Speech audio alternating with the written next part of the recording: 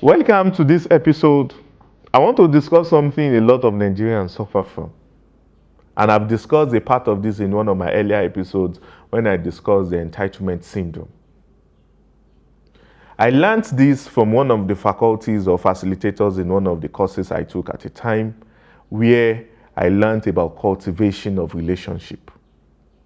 A lot of Nigerians want to harvest a relationship before cultivating the relationship. And cultivation here, let's put it within the agricultural context. You have a seed of maize. When you put it on the ground or below the ground, you need to water it. You need to nurture it to grow before you can now take corn from it. You need to till the ground. You need to check it. You need to take it away from vultures. You need to take it away from goats. You need to take it away from animals that want to feed on it.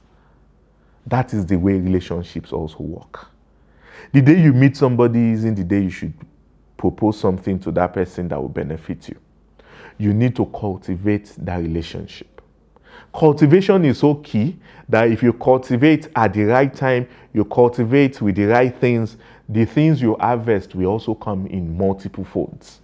For example, you plant just a seed of maize, but you harvest a corn or two. The same way, if you also cultivate your relationship very well with somebody, what you are also going to get will be a corn. You get a bunch, not just one. And in that bunch you are getting, you might have probably 1,000 seeds of maize from it. If we use this in agriculture, why don't we also use this in our lives? You see somebody today, you want to benefit from that person today. That's not how things work. Most especially for rich people. No rich man is a fool. A rich man is rich because he has the financial literacy, the financial knowledge on how to manage fund.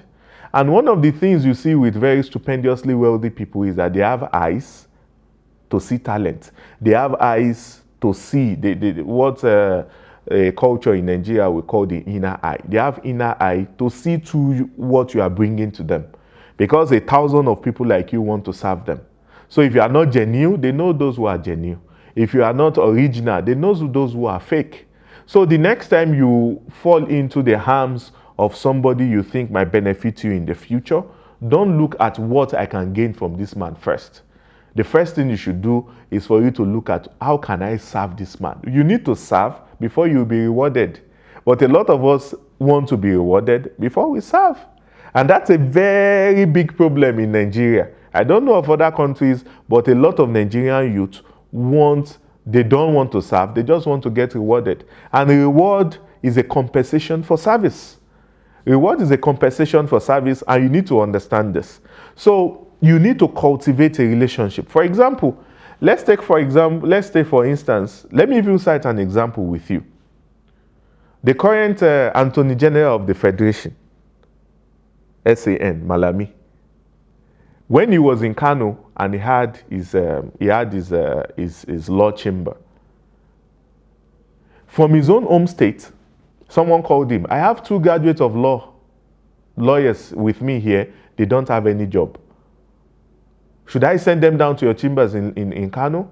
The Baba asked him. He said, Baba, you can send them. However, tell them that they need to be patient because there is nothing so much on ground. So he sent them. 2 of them came. I won't mention their names.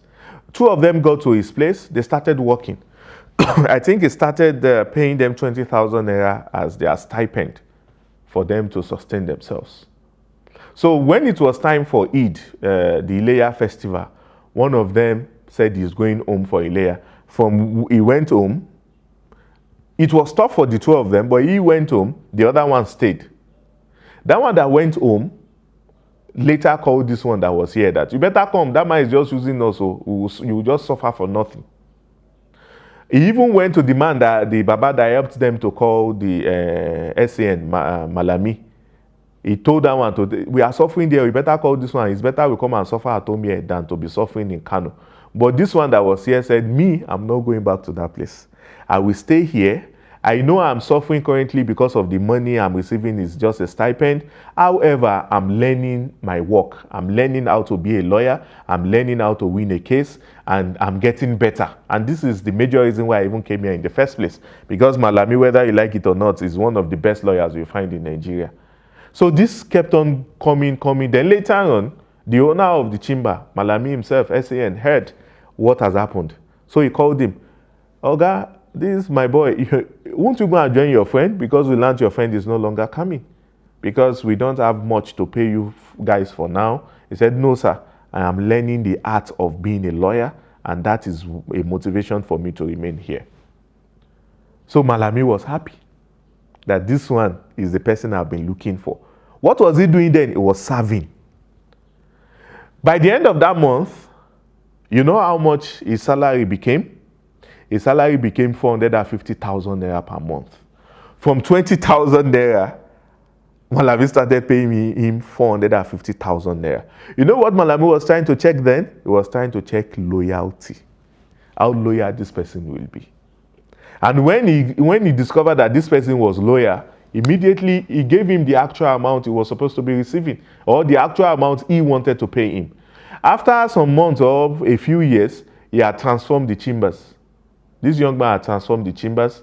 Few years after, Malami was invited by the president as a minister nominee, and he was given the Attorney General of the Federation. And he brought this man himself, he brought him to Abuja. And this man himself today is doing very fine. So the next time you see somebody that genuinely is interested in you, don't be eager, don't hasten too much.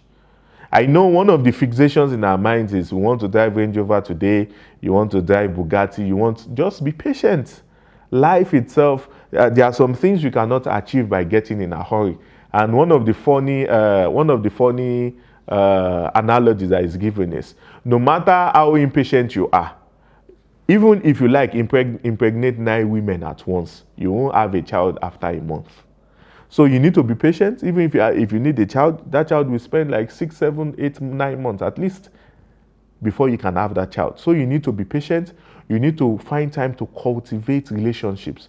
You should, when you serve people, an average person that is a good person will also look for a way to compensate you. This is not something I'm saying from the top. You might serve one person, the person did not compensate you. But if you serve some people for some time, compensation will come and the reward will even be far more than whatever you've done. And that's one thing I want you to learn today. Cultivate relationships before trying to harvest them. Cultivate relationships before you try to harvest them. Don't rush to harvesting relationships. Serve before you seek reward. Don't seek reward before you serve. Service begets reward, and this is something you need to put in your mind. Thank you till I meet you in my next episode.